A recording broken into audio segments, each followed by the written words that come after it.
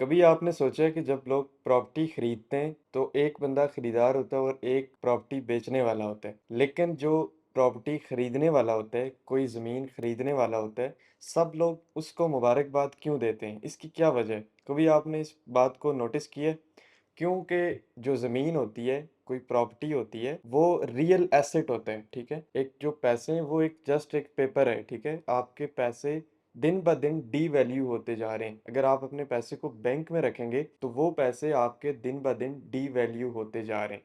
लेकिन अगर उसी पैसे को आप किसी सही जगह के ऊपर इन्वेस्ट करेंगे, किसी ज़मीन को परचेज़ करेंगे उन्हीं पैसों से, तो वो आपकी ज़मीन फ्यूचर में आपको बहुत ज़्यादा फ़ायदा देगी। कभी आपने सोचा है कि जो पहले ज़माने के लोग होते थे, उनके लिए जो उनका एसेट होता था, रियल एसेट जिसको वो स्टोर करके रखते थे, वो उनकी जायदादें होती थी, वो उनकी ज़मीनें होती थी, जिस पर उनको घमंड होता कि मेरे पास इतनी ज़्यादा ज़मीनें हैं, इतने मुरब्बा मेरे पास, इतने एकड़ मेरे पास ज़मीन है।